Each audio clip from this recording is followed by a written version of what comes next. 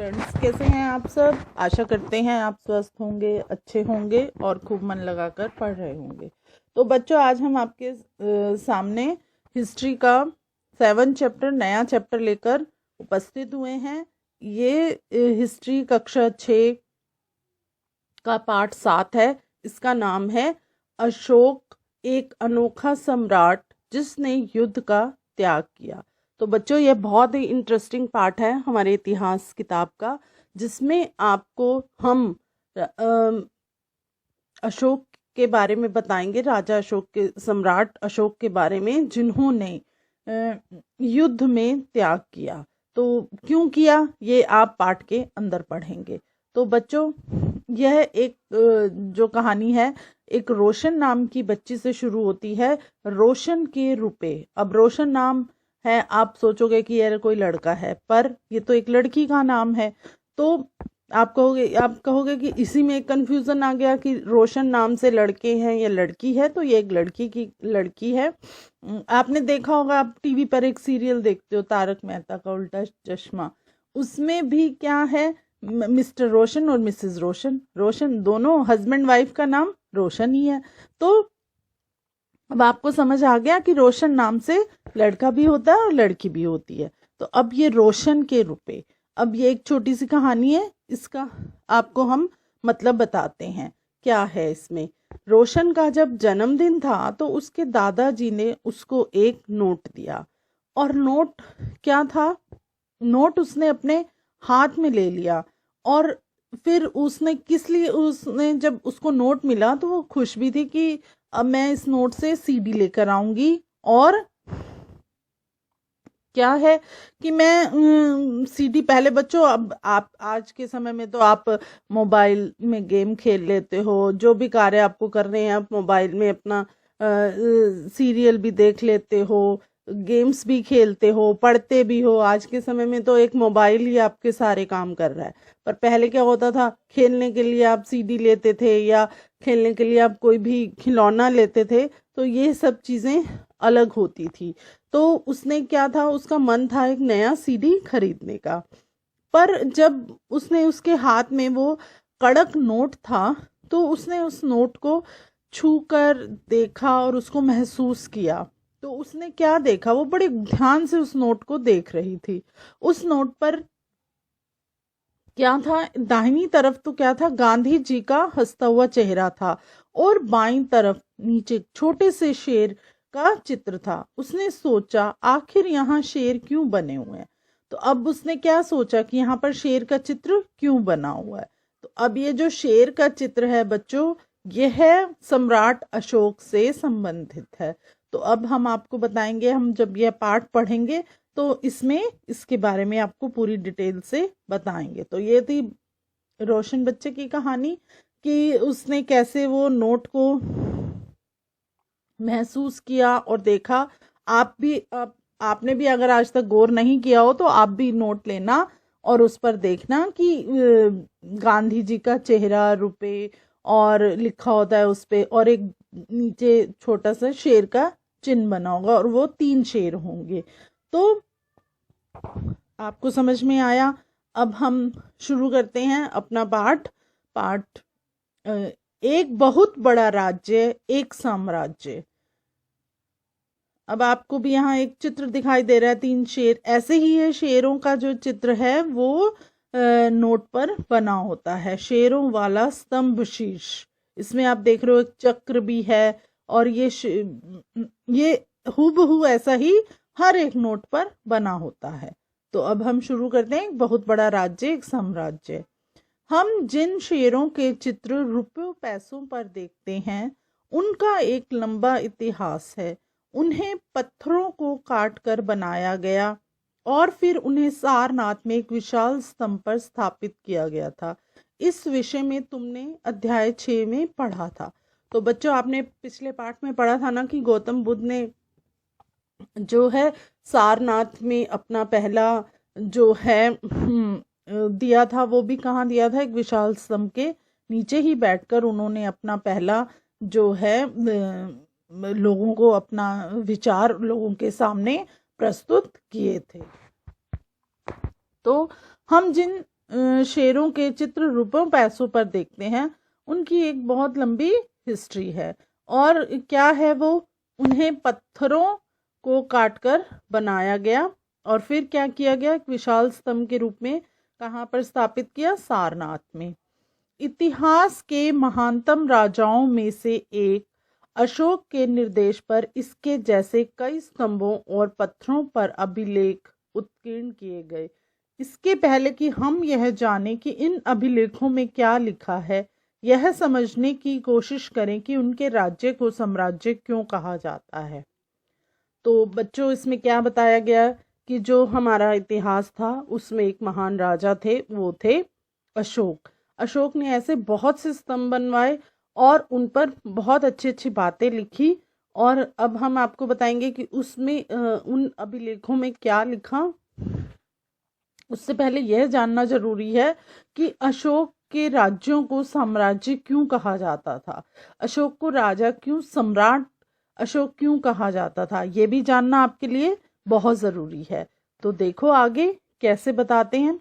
अशोक जिस साम्राज्य पर शासन करते थे उसकी स्थापना उनके दादा चंद्रगुप्त मौर्य ने लगभग 2300 साल पहले की थी।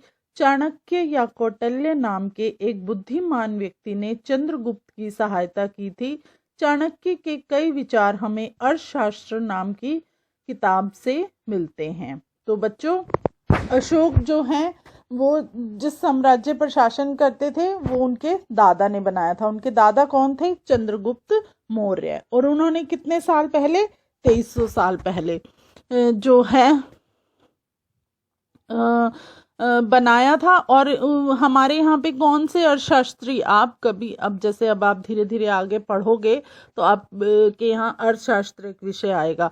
अर्थशास्त्र क्या है, इकोनॉमिक्स भी बोला जाता है। तो जो हमारे आज के समय में इकोनॉमिक्स के वो होते हैं, इकोनॉमिक्स में बच्चों आप क्या पढ़ोगे अर्थशास्त्र में, अर्थशास्त्र में आपको हमारे यहाँ की अर्थशास्त्र विषय में बच्चों आप पढ़ोगे मुद्रा वितरण कैसे किया जाता है, पैसों का लेन देन, और जैसे हमारी डिमांड्स और सप्लाई, ये सब बातें जो हैं वो हमारे अर्थशास्त्र से जो हैं अर्थशास्त्र में बताई जाती हैं। तो अब आप देखिए चंद्रगुप्त चाणक्य जो थे वो हमारे यहाँ पे बहुत माने जाते थे। आपने चाणक्य के बारे में बहुत सी कहानियां भी आपको पढ़ी होंगी और पढ़ने को मिलेंगी। आगे आगे देखते हैं। वंश, जब एक ही परिवार के कई सदस्य एक के बाद एक राजा बनते हैं तो उन्हें एक ही वंश का कहा जाता है। मौर्य वंश में 3 महत्वपूर्ण राजा हुए, चंद्रगुप्त, उसका बेटा बिंदुसार और बिंदुसार का पुत्र अशोक।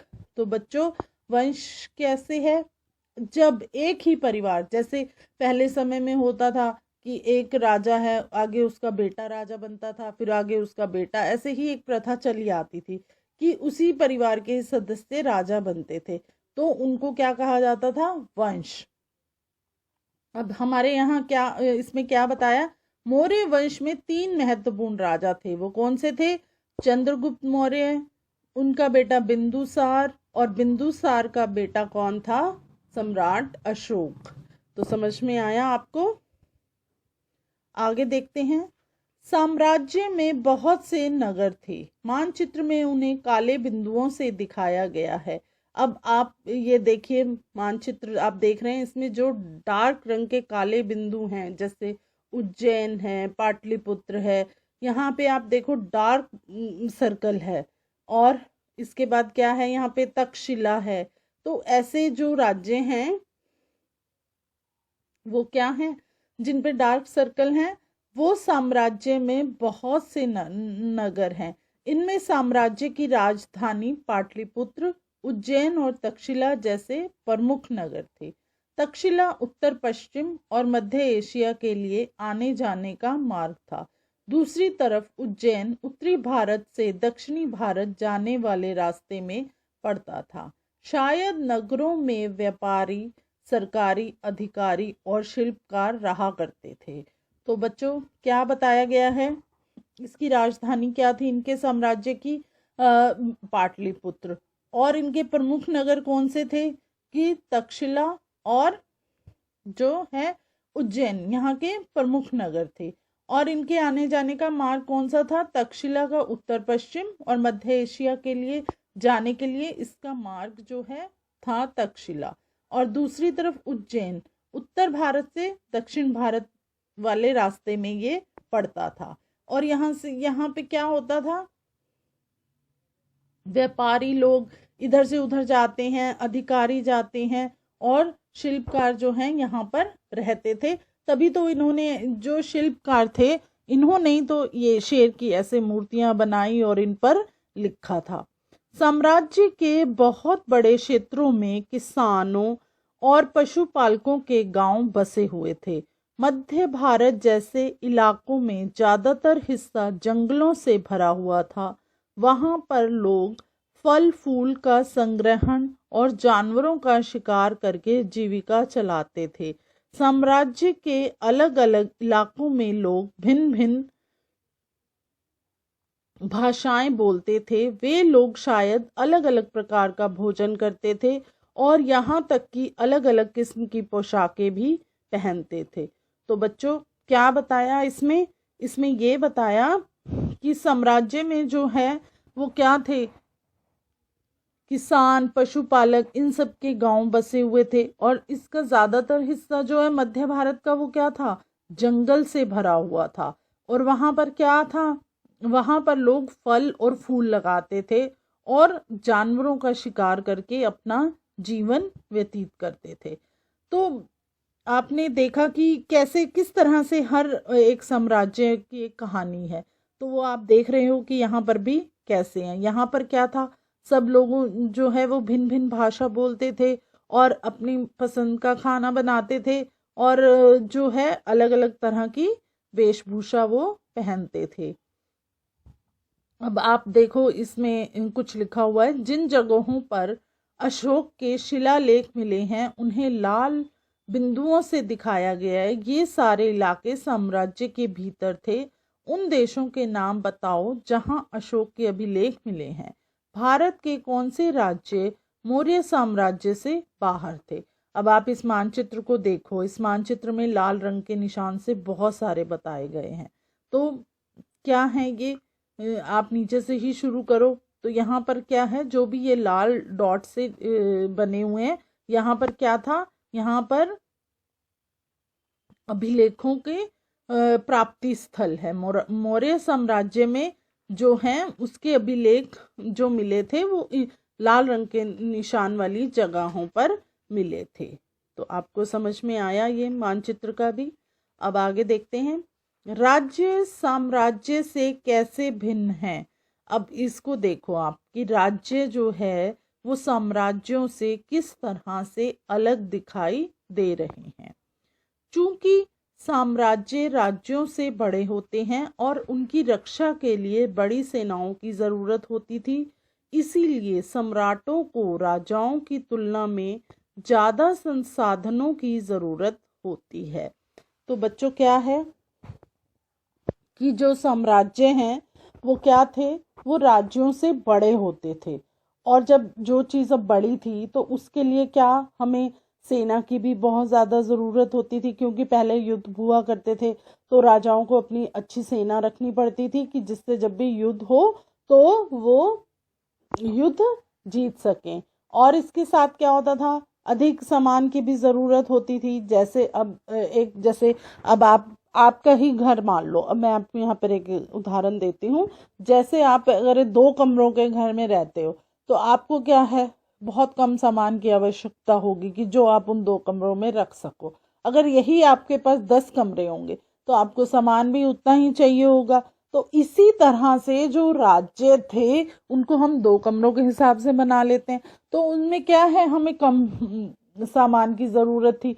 जैसे सेना भी कम चाहिए और संसाधन क्या होते थे, जैसे खाना पीना, हथियार, ये सब चीज़ें भी फिर उसी हिसाब से हमें चाहिए थी।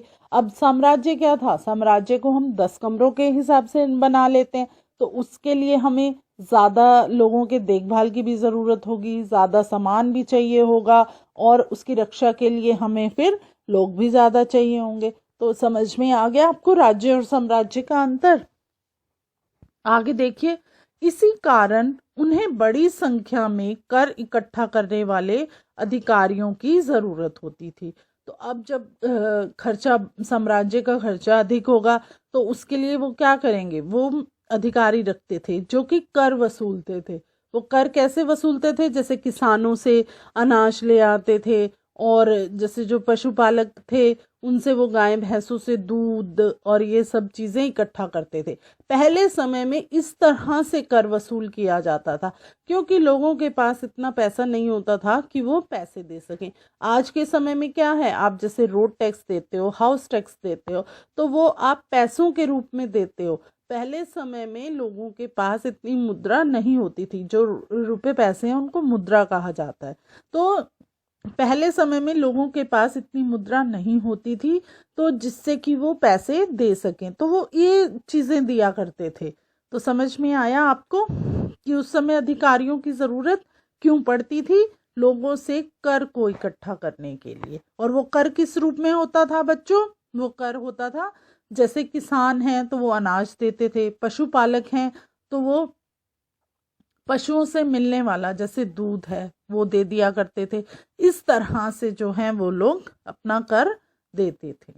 अब आप आगे देखिए, साम्राज्य का प्रशासन। अब साम्राज्य का प्रशासन किस तरह से है, चूंकि मौर्य साम्राज्य बहुत बड़ा था, इसीलिए अलग अलग हिस्सों पर अलग अलग ढंग से शासन किया जाता था। तो क्या था, मौर्य जो साम्राज्य था वो आपने मानचित्र में देखा कितना बड़ा था, और उसके बहुत से हिस्से थे।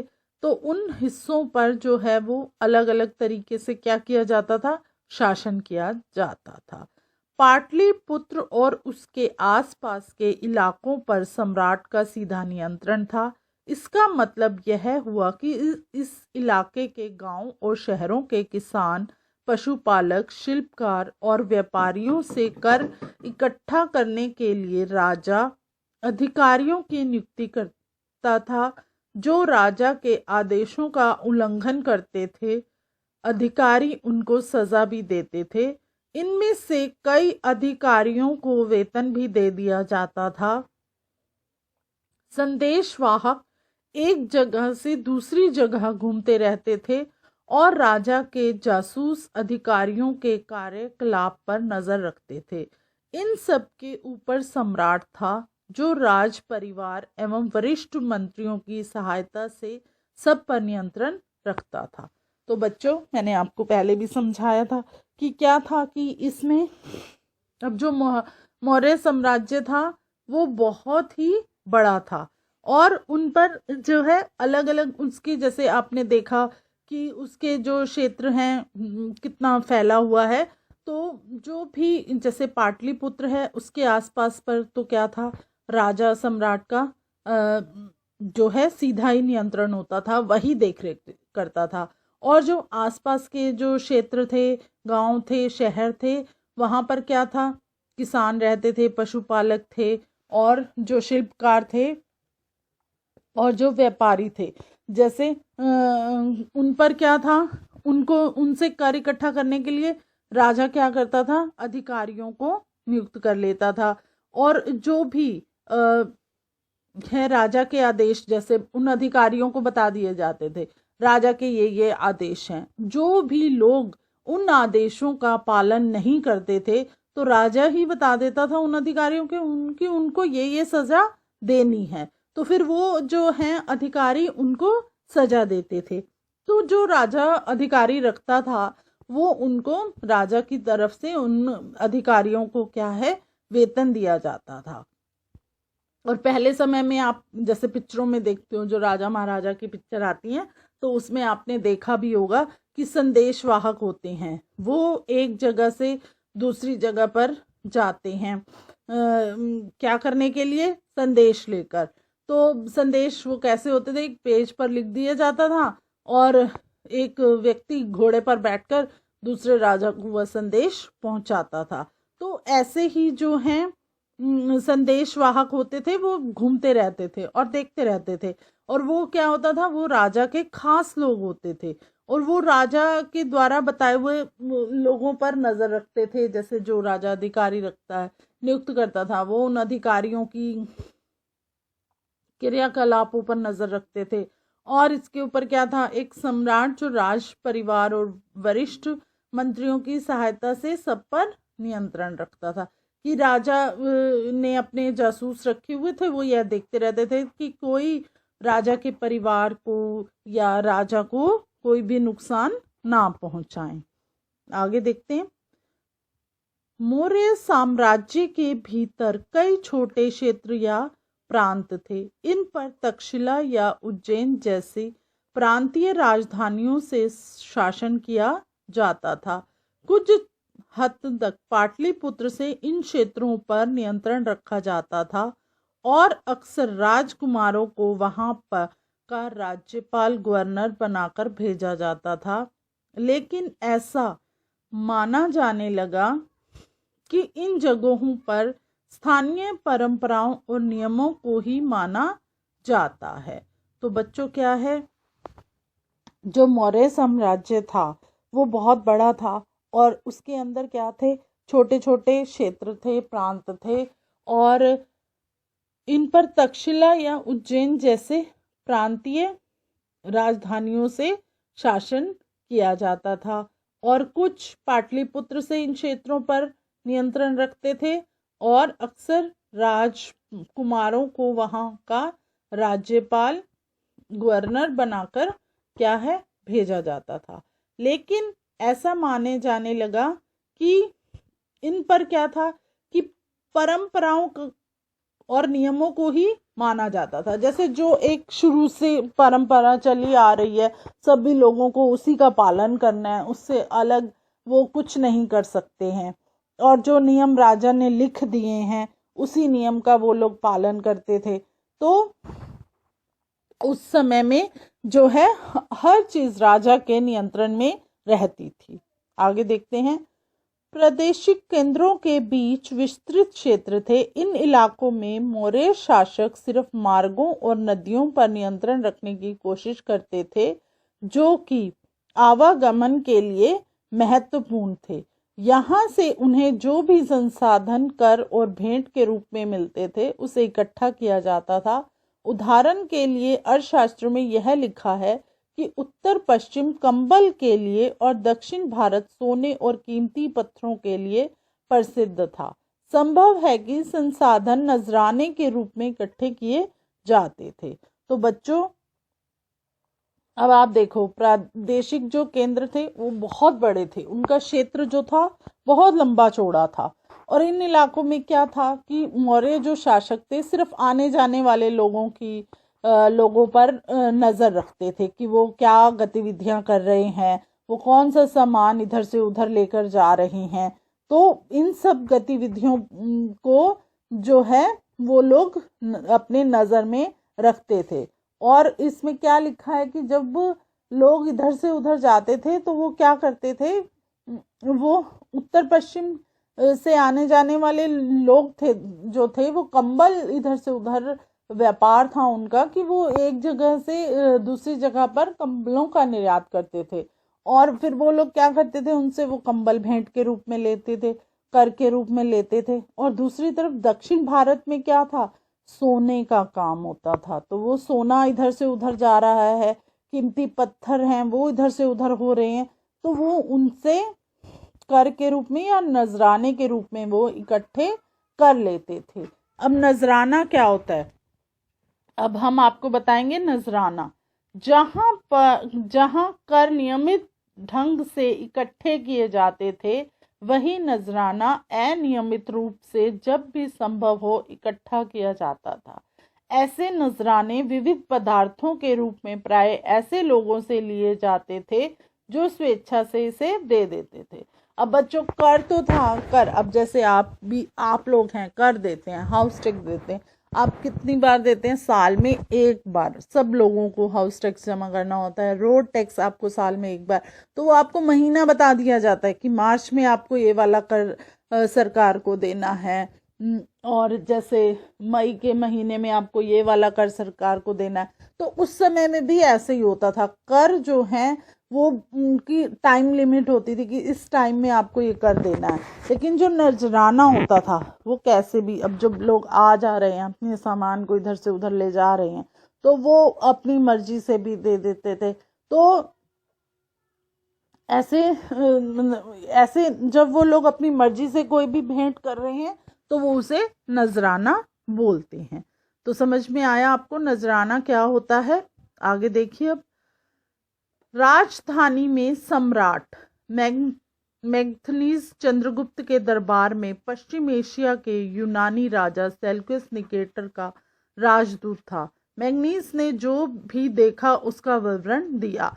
तो अब ये राजधानी में सम्राट की जो भी वो था उन्होंने देखा और इसका वो कुछ हिस्सा हमें बताया गया है यहाँ पर। अब हम उसको पढ़ते हैं। यहाँ हम उसके विवरण का एक अंश दे रहे हैं। सम्राट का जनता के सामने आने के अवसरों पर शोभा यात्रा के रूप में जश्न मनाया जाता था। उन्हें एक सोने की पालकी में ले जाया जाता है। उनके अंगरक्षक सोने और चांदी से अलंकृत हाथियों पर सवार रहते हैं। कुछ अंगरक्षक पेड़ों को लेकर चलते हैं। इन पेड़ों पर प्रशिक्षित तोतों का एक झुंड रहता है जो सम्राट के सिर के चारों तरफ चक्कर लगाता रहता है। राजा सामान्यतः हथियारबंद महिलाओं से घिरे होते हैं। वे हमेशा इस बात से डरे रहते हैं कि कहीं कोई उनकी हत्या करने की कोशिश न करे। उनके खाना खाने के पहले खास नौकरों से उस खाने को चखवाते हैं। वे लगातार 2 रात एक ही कमरे में नहीं सोते थे। अब देखो राजा सम्राट के बारे में ये आप पढ़ो और समझो कि जो राजा सम्राट थे वो हर समय लोगों से नहीं मिलते थे। वो किसी विशेष अवसर पर शोभा यात्रा के रूप में अपने, जब भी विशेष अवसर कोई आता था तो वो जश्न मनाने के लिए क्या है, शोभा यात्रा निकालते थे। और वो शोभा यात्रा में क्या होता था, सम्राट को सोने की पालकी में बिठाते थे और जो उनके अंग रक्षक होते थे वो सोने और चांदी से, जो उनके आगे पीछे हाथी चलते थे वो भी क्या होते थे, सोने और चांदी के अलंकृत हाथ, मतलब उन पर भी सोना और चांदी के वर्क लगे होते थे। चद्दर बिछी होती थी उस पर उनके जो है अंगरक्षक बैठते थे। और कुछ अंगरक्षक क्या होता था, पेड़ों को लेकर चलते थे। जैसे अब राजा पालकी में जा रहा है, उसके आगे आगे कुछ अंगरक्षक हैं, वो क्या कर रहे हैं, वो पेड़ों को लेकर चल रहे हैं। उन पेड़ों पर क्या होता था, प्रशिक्षित, जैसे तोतों को ट्रेनिंग देते थे कि तुम्हें ये करना है ये करना है। तो वो तोते जो हैं, जब राजा की पालकी निकल रही होती थी तो वो तोते उस पालकी के चारों तरफ घूम रहे होते थे। और इसके साथ साथ जो है राजा जो था वो अधिकतर क्या होता था, महिलाओं से घिरा होता था। और वो महिलाएं क्या होती थी, वो पूरी हथियारों से लेस होती थी, उनके पास इतने हथियार होते थे। वो हमेशा इस बात से डरे रहते थे कि कोई भी उनकी हत्या ना कर दे, क्योंकि वो एक सम्राट थे। तो सम्राट को हमेशा क्या था, डर लगा रहता था कि कोई उनकी हत्या ना कर दे। और जब भी उनका खाना बनता था तो खाना कुछ विशेष व्यक्तियों को चखा कर जो है वो राजा को दिया जाता था कि कहीं खाना बनाने वाले ने ही उसमें कुछ मिक्स ना कर दिया हो कि जिसको खाते ही राजा की मृत्यु ना हो जाए। और राजा के भी कमरे जो हैं वो अलग होते थे और वो लगातार 2 रात को एक कमरे में नहीं सोते थे। अब आप आगे देखते हैं। और पाटलिपुत्र आधुनिक पटना के बारे में। पाटलिपुत्र बच्चों क्या है, आज के समय की पटना है। यह एक विशाल और खूबसूरत नगर है। यह एक विशाल प्राचीर से घिरा है जिसमें 570 बुर्ज और 64 द्वार हैं।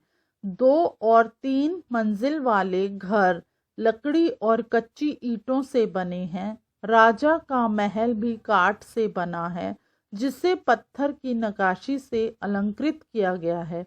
यह चारों तरफ से उद्यानों और चिड़ियाओं के लिए बने बसेरों से घिरा है।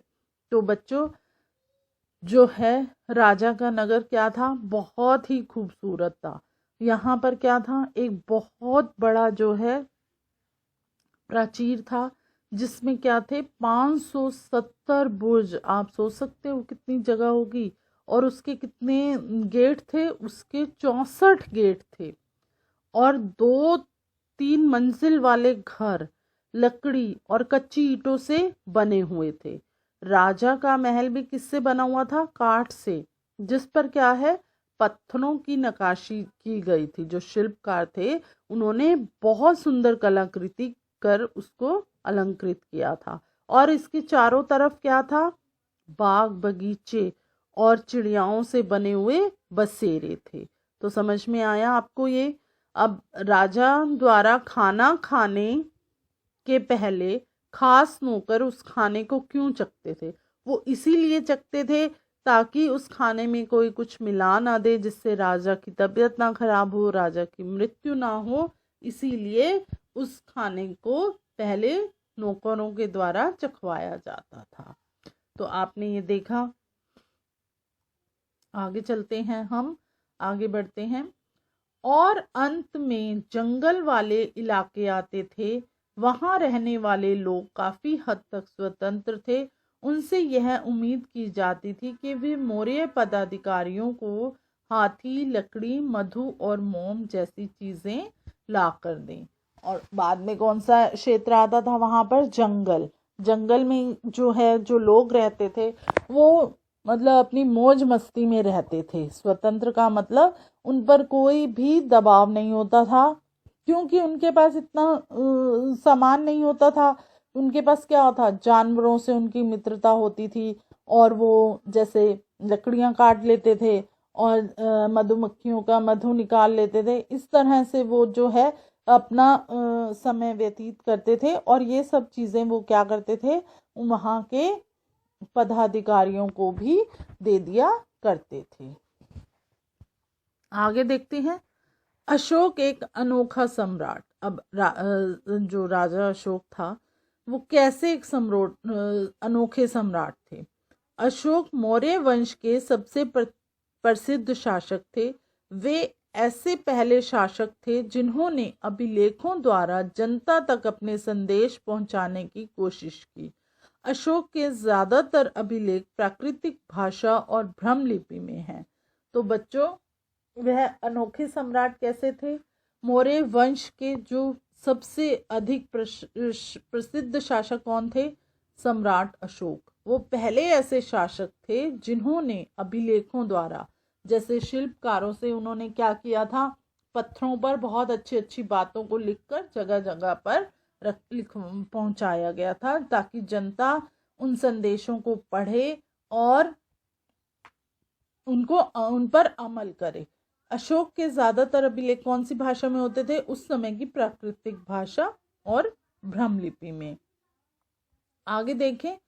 कलिंग युद्ध का वर्णन करता हुआ अशोक का अभिलेख। जब सम्राट अशोक का कलिंग युद्ध हुआ था, उसका वर्णन किस तरह से किया गया। अपने एक अभिलेख में अशोक ने यह बात कही, राजा बनने के 8 साल बाद मैंने कलिंग विजय की। जब सम्राट अशोक राजा बन गए तो उसके बाद, उनके बने हुए 8 साल के बाद, उन्होंने क्या किया था, कलिंग पर विजय प्राप्त की थी। लगभग 1.5 लाख लोग बंदी बना लिए गए, 1 लाख से भी ज्यादा लोग मारे गए। इससे मुझे अपार दुख हुआ। क्यों? जब किसी स्वतंत्र देश को जीता जाता है तो लाखों लोग मर जाते हैं और बहुत सारे बंदी बनाए जाते हैं। इसमें ब्राह्मण और श्रमण भी मारे जाते हैं। जो लोग अपने सगे संबंधियों और मित्रों को बहुत प्यार करते हैं और दासों और मृतकों के प्रति दयावान होते हैं, वे भी युद्ध में या तो मारे जाते हैं या अपने प्रियजनों को खो देते हैं। इसीलिए मुझे पश्चाताप हो रहा है। अब मैंने धर्म पालन करने एवं दूसरों को इसकी शिक्षा देने का निश्चय किया है। मैं मानता हूँ कि धर्म के माध्यम से लोगों का दिल जीतना बलपूर्वक विजय पाने से ज्यादा अच्छा है। मैं यह अभिलेख भविष्य के लिए एक संदेश के रूप में इसीलिए उत्कीर्ण कर रहा हूँ कि मेरे बाद मेरे बेटे और पोते भी युद्ध न करें। तो बच्चों, कितनी अच्छी बात की है इसमें सम्राट अशोक ने, कि जब उन्होंने युद्ध किया तो क्या हुआ, उसमें कितने लोग मर गए, 1 लाख से भी ज्यादा। और उसमें क्या था, उसमें ब्राह्मण भी थे, क्षत्रिय भी थे। जो जैसे एक ब्राह्मण की हत्या करना जो है एक बहुत बड़ा पाप माना जाता है, तो वो कंपित हो गए, वो अंदर से वो हो गए कि नहीं, मुझे अब युद्ध नहीं करना है। क्योंकि देखो, 1 लाख से ज्यादा लोग तो मर गए, और उसके बाद जो है 1.5 लाख लोगों को उन्होंने, अब जिस राज्य पर आप विजय प्राप्त करते हो तो वहां के लोगों को, ये जो युद्ध में मर जाते हैं वो तो ठीक है, इसके बाद जो लोग बच जाते हैं वो उनको बंदी बनाकर अपने यहाँ पर जेलों में बंद कर देते हैं। तो उन्होंने क्या बोला कि 1.5 लाख लोग तो बंदी बन गए और 1 लाख से ज्यादा लोग जो हैं वो मर गए। तो वो कहता है कि जैसे जो लोग अपने सगे संबंधियों को प्यार करते थे, उनके सगे संबंधी भी उस युद्ध में मर गए या कुछ बंदी बन गए, तो किसी के पास कुछ भी, जब युद्ध होता है बच्चों, तो बहुत चीजों का नुकसान होता है। जैसे आदमियों की तो मानहानि होती है, इसके साथ साथ क्या होता है कि जो जैसे बगीचे होते हैं, लड़ाई होती है तो वो बगीचे भी नष्ट हो जाते हैं, मैदानों में कितने गोला बारूद बम फेंके जाते हैं, तो वो जमीन भी है बंजर हो जाती है, कितने पशु हत्या हो जाती है, कितनी मानहानि होती है। ये आप समझ सकते हैं कि कितना जो है नुकसान होता है। तो वो कहते हैं कि अब ये युद्ध जो है मैं नहीं कर पाऊंगा, क्योंकि युद्ध में अपने प्रियजनों का नुकसान होता है, और जो लोग रोते हैं मैं उनको नहीं देख सकता, कि जिनका जो सगा मर जाता है तो वो विलाप करता है, तो वो सब उनसे नहीं देखा गया। तो उन्होंने फिर क्या सोचा, उन्होंने सोचा कि मैं धम्म के माध्यम से, ये अभिलेखों के माध्यम से लोगों तक यह संदेश पहुंचाऊंगा कि किस तरह से अपने व्यक्तित्व को संवारा जा सकता है, और किस तरह से जो है अपने धर्म का और अपने जो संस्कृति का प्रचार कर सकते हैं। तो वो कहते हैं कि मैं यह सोच रहा हूं कि मेरे मरने के बाद मेरे बेटे और मेरे आगे होने वाले बच्चे, जैसे पोते हैं, वो भी युद्ध ना करें। तो उन्होंने किस तरह से इसको बढ़ावा दिया, उन्होंने, अब धम्म क्या है, धम्म बच्चों संस्कृत भाषा का शब्द है, और इसका अर्थ क्या, ये धर्म का प्राकृतिक रूप है।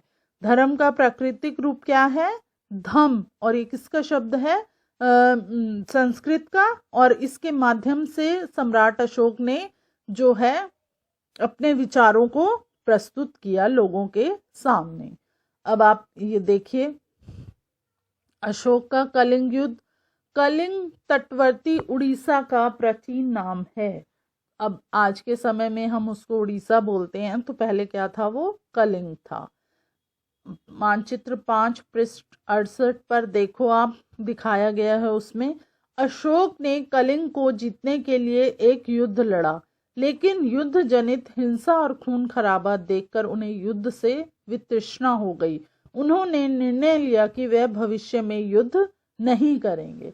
अब क्या था, जब सम्राट अशोक युद्ध जीत तो गए, पर क्या हुआ, उनको अंदर से वहां का खून खराबा और वहां पर मरे हुए लोगों को देखकर क्या हुआ, बहुत ही घृणा आने लग गई कि मैं आज के बाद कभी किसी से युद्ध नहीं करूंगा, कोई हिंसा नहीं करूंगा, और उन्होंने भविष्य में भी यह प्रण ले लिया। अब आप इधर देखिए, एक लिखा हुआ और एक ये आप चित्र देख रहे हैं, पत्थर के ऊपर क्या बना हुआ है, गाय का चित्र बैल का चित्र बना हुआ है। तो अब आप इसको पढ़िए, उत्कृष्ट पॉलिश वाले पत्थर की इस मूर्ति को आप देखिए, यह बिहार के रामपुरवा में मिले एक मौर्य कालीन स्तंभ का हिस्सा है। अभी इसे राष्ट्रपति भवन में रखा गया है। यह उस समय की मूर्ति कला का नमूना है। तो बच्चों, उस समय क्या था, ऐसे ही मूर्तियां बनाकर अपने क्षेत्र को सजाया जाता था, और इन पर बहुत सुंदर संदेश भी लिखे जाते थे। तो आज के समय में ये मूर्ति कहाँ पर है? राष्ट्रपति भवन में। अशोक का धम्म क्या था? अब आप ये पढ़ेंगे, अशोक का धम्म क्या था? हमने आपको धम्म का अर्थ बताया था। धम्म का अर्थ धर्म से संबंधित है। अशोक के धम्म में किसी देवता की पूजा अथवा किसी कर्म कांड की आवश्यकता नहीं थी। उन्हें लगता था कि जैसे पिता अपने बच्चों को अच्छे व्यवहार की शिक्षा देते हैं, वैसे ही यह कर्तव्य उनका था कि अपनी प्रजा को निर्देश दें। वे बुद्ध के उपदेशों से प्रेरित हुए थे। तो बच्चों, क्या हुआ कि जैसे अब आपके पिताजी हैं, आपके पिताजी आपको कितनी अच्छी बातें बताते हैं कि आपको बड़ों का आदर करना है, बड़ों का सम्मान करना है, छोटों से प्यार करना है। ये सब शिक्षा आप घर में लेते हैं अपने माता पिता से। इसी तरह से जो राजा होता है वो अपनी प्रजा का मार्गदर्शन करता है, उनको बहुत अच्छी बातें सिखाता है। तो राजा जो है अपनी प्रजा के माता पिता होते हैं, तो वो प्रजा को किस तरह से प्रेरित करेंगे? वो जो सम्राट अशोक थे वो बुद्ध के उपदेशों से जो है बहुत ही ज्यादा प्रेरित हो गए थे। तो इसी तरह से राजा को जो है अपनी प्रजा को अच्छी तरफ लेकर जाना है, अच्छे व्यवहार की शिक्षा देना है। आगे देखते हैं। ऐसे कई समस्याएं थी जिनके लिए उनमें संवेदना थी। उनके साम्राज्य में अलग अलग धर्मों को मानने वाले लोग थे और इससे कई बार टकराव पैदा हो जाता था। जानवरों की बलि चढ़ाई जाती थी। दासों और नौकरों के साथ क्रूर व्यवहार किया जाता था। इनके अलावा परिवार में वे पड़ोसियों के बीच में झगड़े होते रहते थे। अशोक ने यह महसूस किया कि इन समस्याओं का निदान उनका कर्तव्य है। इसीलिए उन्होंने धम्म महामत नाम के अधिकारियों की नियुक्ति की, जो जगह जगह जाकर धम्म की शिक्षा देते थे। तो अब क्या था कि उनके मन में बहुत सी समस्याएं थी और बहुत सी संवेदनाएं थी कि उनके साम्राज्य में जो है अलग अलग धर्मों को मानने वाले लोग हैं। इससे क्या होता था कि लोगों को क्या है आपस में मतभेद हो जाता था। कोई कहता था मेरा धर्म अच्छा है, कोई कहता था मेरा अच्छा है। तो इसके लिए क्या होता था कि जो है वो एक दूसरे से झगड़ा हो जाता था, बहस हो जाती थी और कई लोग जो है जानवरों की बलि देते थे और कुछ लोग जो हैं दास और नौकरों के साथ क्या करते थे, बहुत ही गलत व्यवहार करते थे। और इसके अलावा क्या होता था कि परिवार में, पड़ोसियों में सब, अब जैसे एक परिवार में 10 लोग हैं तो 5 अगर किसी धर्म को मानते हैं, 5 अगर किसी धर्म को मानने लग जाते हैं, तो भी परिवार में क्या है, मनमुटाव उत्पन्न हो जाता है और इसके साथ साथ पड़ोसियों में जो है वो भी झगड़े हो जाते हैं। तो अशोक ने यह महसूस किया कि इन समस्याओं का जो है निपटारा किस तरह से किया जा सकता है। इसीलिए उन्होंने क्या किया, धम्म, अपने धर्म को लोगों तक पहुंचाने के लिए कुछ अधिकारियों की नियुक्ति की कि जो लोगों को जाकर इसकी शिक्षा दें कि उन्हें किस तरह से अपना जो है कर्तव्यों का पालन करना चाहिए। आगे देखते हैं। इसके अतिरिक्त अशोक ने अपने संदेश कई स्थानों पर शिलाओं और स्तंभों पर खुदवा दिए। अधिकारियों को यह निर्देश दिया गया कि वे राजा के संदेश को उन लोगों को पढ़कर सुनाएं जो खुद पढ़ नहीं सकते थे। अशोक ने धम्म के विचारों को प्रसारित करने के लिए सीरिया, मिस्र, ग्रीस तथा श्रीलंका में भी दूत भेजे।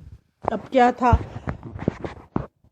उसने क्या किया, सम्राट अशोक ने शिल्पकारों से स्तंभों पर, शिलाओं पर बहुत सुंदर सुंदर जो है संदेश लिखे और उन्हें कई स्थानों पर लगवा दिया। और अधिकारियों को यह भी संदेश दिया कि वे, अब सब लोग पढ़े लिखे नहीं थे, तो जो लोग पढ़ नहीं सकते थे तो वो अधिकारी उनको पढ़कर उसका मतलब बता दिया करते थे। तो इस तरह से जो है अशोक ने अपने धर्म का प्रचारण इस तरह से किया और इसके लिए उन्होंने सीरिया, मिस्र, ग्रीस और श्रीलंका में भी क्या किया, अपने दूतों को भेजा।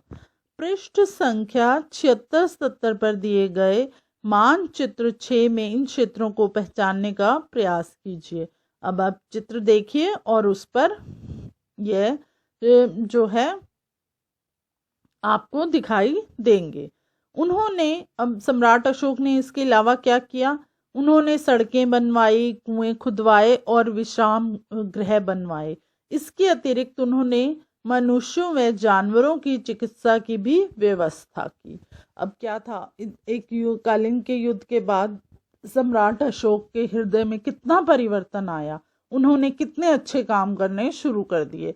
सड़कें बनवा दी, जगह जगह पर कुएं, विश्राम गृह, ताकि जो लोग व्यापार से इधर उधर जा रहे हैं वो वहां पर रहकर आराम कर सकें। और इसके अलावा उन्होंने हॉस्पिटल बनवा दिए, जानवरों के लिए भी और मनुष्यों के लिए भी चिकित्सा की व्यवस्था की। आगे देखते हैं हम अपनी प्रजा के लिए अशोक के संदेश। अपनी प्रजा के लिए अब राजा अशोक ने क्या संदेश दिए। लोग विभिन्न अवसरों पर अनुष्ठान करते हैं। उदाहरण के लिए जब वे बीमार होते हैं, जब उनके बच्चों का विवाह होता है, बच्चों के जन्म पर और जब यात्रा शुरू करते हैं, तब वे तरह तरह के अनुष्ठान करते हैं। ये कर्म कांड किसी काम के नहीं हैं। इसके बदले यदि लोग दूसरी रीतियों को माने तो वह ज्यादा फलदायी होंगी। ये अन्य प्रकार की रीतियां क्या हैं? ये हैं अपने दासों और नौकरों के साथ अच्छा व्यवहार करना, बड़ों का आदर करना, सभी जीवों पर दया करना और ब्राह्मण तथा श्रमणों को दान देना। तो बच्चों क्या था कि अब जैसे होता है ना कि लोग जगह जगह पर अनुष्ठान करते हैं। अनुष्ठान क्या होता है, जैसे लंगर लगवा दिया, और इसके साथ साथ क्या करते हैं, जब कोई भी बीमार हो जाता है वो मन्नत मांग लेता है कि मैं ठीक होऊंगा तो मैं यज्ञ करूंगा या ये भंडारा कर दूंगा। तो राजा अशोक ने बोला कि ये सब करने की बजाय लोगों को क्या करना चाहिए, अपने जो बड़े बुजुर्ग हैं उनकी सेवा करनी चाहिए। उनके यहाँ अगर नौकर हैं तो उनके साथ अच्छा व्यवहार करना चाहिए। और जो जैसे लोग जानवरों की हत्या करते हैं तो उनको जानवरों की हत्या नहीं करना चाहिए, क्योंकि जीव हत्या एक पाप है।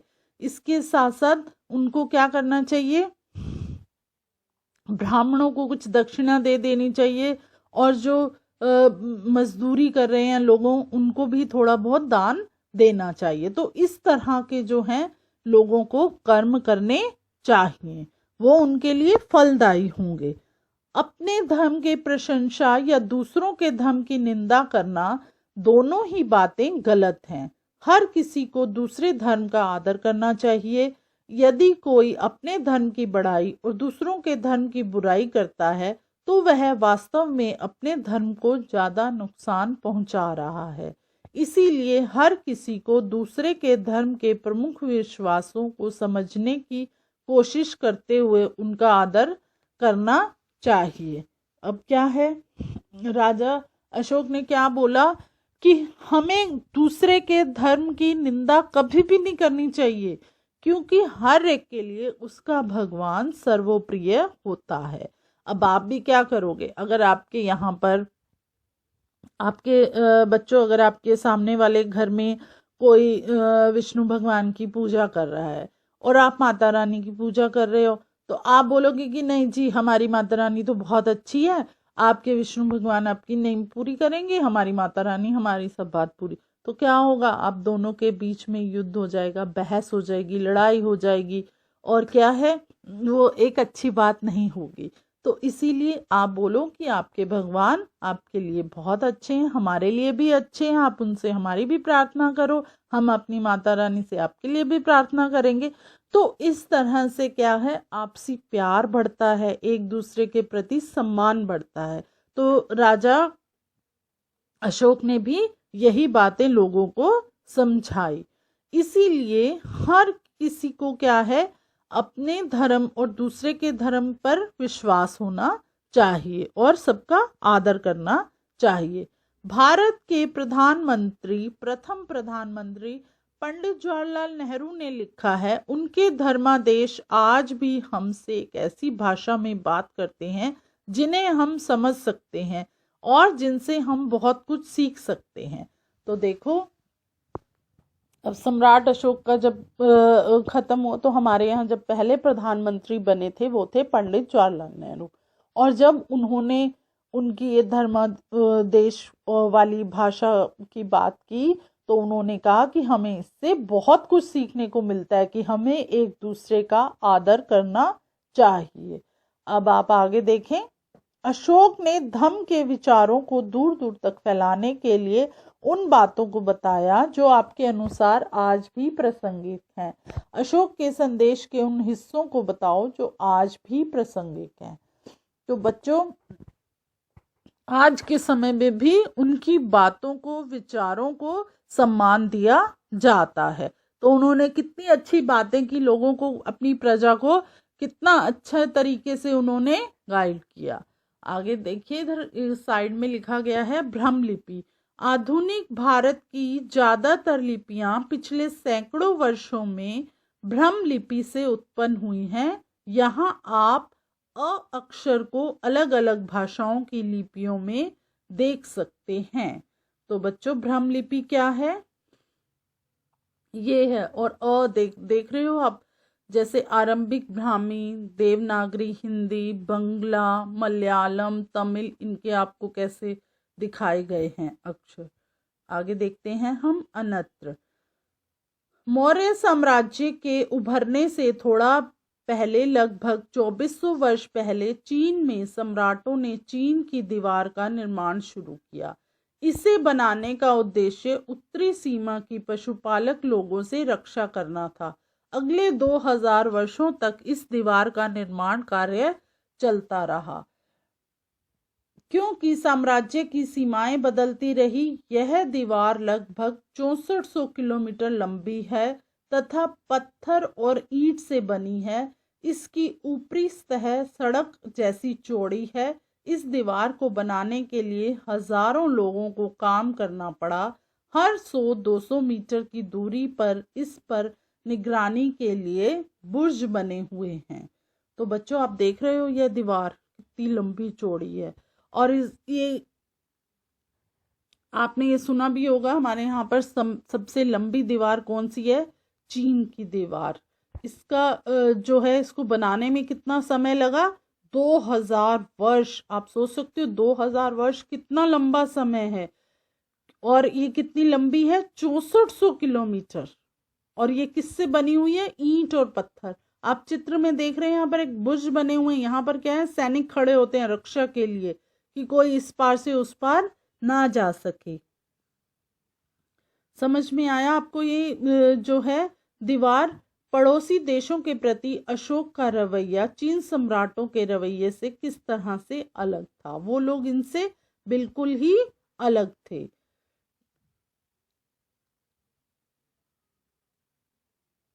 तुम कालंगी में रहती हो और तुम्हारे माँ बाप को युद्ध में, कल्पना करनी है आपको, युद्ध में काफी दुख उठाने पड़े हैं। अभी अभी अशोक के दूत धम्म के नए विचारों को लेकर आए। आप अपने माता पिता और संदेशवाहकों के बीच बातचीत का वर्णन करो। तो बच्चों, किस तरह से एक युद्ध हुआ सम्राट अशोक ने, और किस तरह से उनका हृदय और मन और मस्तिष्क में कितने परिवर्तन आए उस युद्ध में मरे हुए लोगों को देखकर, खून से लथपथ लोगों को देखकर सम्राट अशोक के हृदय में कितना परिवर्तन हुआ। और उन्होंने अपने हथियारों को एक तरफ रख दिया और लोगों को कितने अच्छे संदेश दिए, अपने धर्म के प्रति एक दूसरे में प्रेम, प्यार, विश्वास को बढ़ाया। और आज के समय में भी उनकी बातों को इतना अधिक महत्व दिया जाता है। आज भी समय समय पर, और सबसे बड़ी बात, उनका जो एक निशान है वो आज भी हमारे यहाँ पर नोटों पर, रुपयों पर आपको देखने को मिलता है, उनका चिन्ह। तो अब आपको पाठ पढ़कर सम्राट अशोक के बारे में कितनी अच्छी बातों का ज्ञान मिला है। अब हम इसके प्रश्न उत्तर करते हैं। तो पहला प्रश्न है हमारा, मौर्य साम्राज्य में विभिन्न काम धंधों में लगे हुए लोगों की सूची बनाओ। तो अब आप इसका उत्तर लिखें। मौर्य साम्राज्य में विभिन्न काम धंधों में लगे लोग: नंबर 1 सरकारी अधिकारी, नंबर 2 कृषक, नंबर 3 पशुपालक, नंबर 4 शिल्पकार, नंबर 5 व्यापारी, नंबर 6 संदेशवाहक, नंबर 7 जासूस, नंबर 8 फल फूल संग्राहक, नंबर 9 शिकारी। तो आपको समझ आया पहला प्रश्न। अब आप आगे देखें। रिक्त स्थान भरो। उज्जैन उत्तर पश्चिम की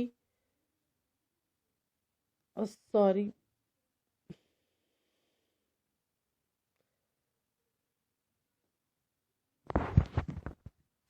जहां पर पहला रिक्त स्थान है जहां पर सम्राटों का सीधा प्रशासन था, वहां अधिकारी डैश वसूलते थे।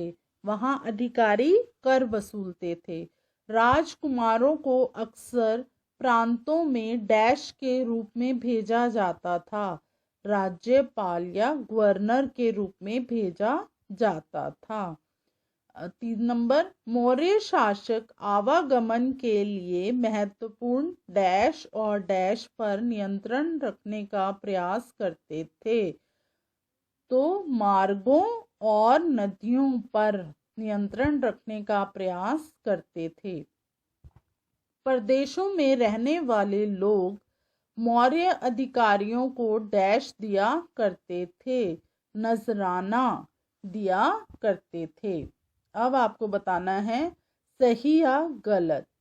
उज्जैन उत्तर पश्चिम की तरफ आवागमन के मार्ग पर था। गलत। आधुनिक पाकिस्तान और अफगानिस्तान के इलाके मौर्य साम्राज्य के अंदर थे। सही। चंद्रगुप्त के विचार अर्थशास्त्र में लिखे गए हैं। गलत। कालंगी बंगाल का प्राचीन नाम था। गलत। अशोक के ज्यादातर अभिलेख ब्रह्मलिपि में हैं। सही। अब अगला प्रश्न देखेंगे। उन समस्याओं की सूची बनाओ जिनका समाधान अशोक धम्म द्वारा करना चाहते थे। तो अब आप इसका उत्तर लिखें। धम्म द्वारा दूर की जाने वाली समस्याएं: अलग अलग धर्म को मानने वाले लोगों के बीच आपसी टकराव था। जानवरों की बलि दी जाती थी। दासों और नौकरों के साथ क्रूर व्यवहार किया जाता था। परिवार और पड़ोसियों के बीच के झगड़े। तो इन समस्याओं को वो दूर करना चाहते थे। आगे प्रश्न देखिए। धम्म के प्रचार के लिए अशोक ने किन साधनों का प्रयोग किया? अशोक ने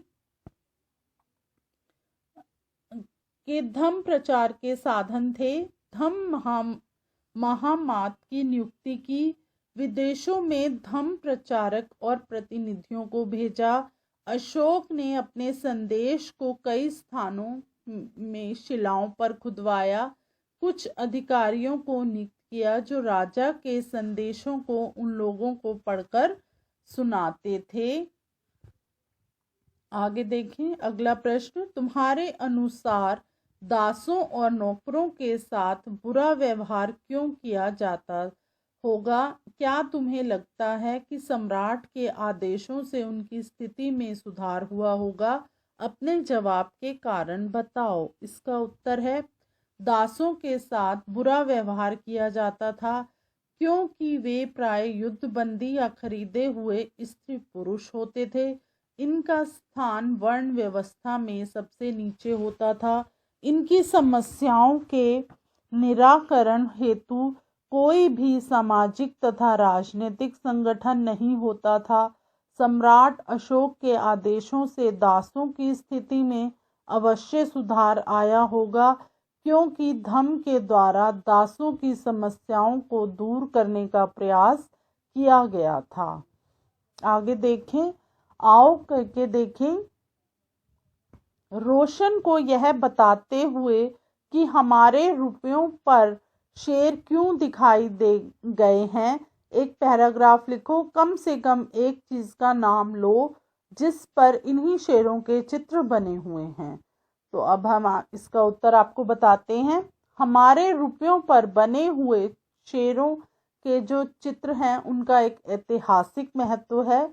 सम्राट अशोक के शासनकाल के दौरान 4 शेरों की मूर्ति बनाई गई और फिर उन्हें सारनाथ में एक विशाल स्तंभ में स्थापित किया गया। यह चित्र हम रुपयों, सिक्कों के अतिरिक्त भारत सरकार के द्वारा प्रयोग किए जाने वाले सभी दस्तावेजों, अंतर्देशीय पत्रों और तथा स्टैम्प पेपर पर भी देखते हैं। आगे है, अगर तुम्हारे पास अपना अभिलेख जारी करने की शक्ति होती तो तुम कौन सी 4 राजाएं देते? निम्नलिखित 4 राजाएं देते। किसी विशेष वर्ण के प्रति भेदभाव नहीं किया जाएगा।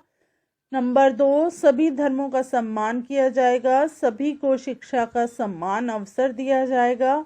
स्त्रियों को पुरुषों के बराबर का अधिकार प्राप्त होंगे। तो बच्चों, यह हमारे प्रश्न उत्तर थे। तो अब आप देख सकते हैं कि सम्राट अशोक कितने अच्छे थे। एक युद्ध के बाद उनके हृदय का परिवर्तन किस तरह से हुआ और आज के समय में भी सम्राट अशोक को कितना सम्मान दिया जाता है और उनके द्वारा बनाए गए शेरों के चिन्ह आज भी हमारे यहाँ पर हमारे सरकार के दस्तावेजों में शामिल किया गया। तो यह पाठ बहुत ही अच्छा था, इससे आपको बहुत कुछ सीखने को मिलता है। तो आप इस पाठ को अच्छे से पढ़ें और अच्छे से समझें। आप सभी बच्चों का बहुत बहुत धन्यवाद।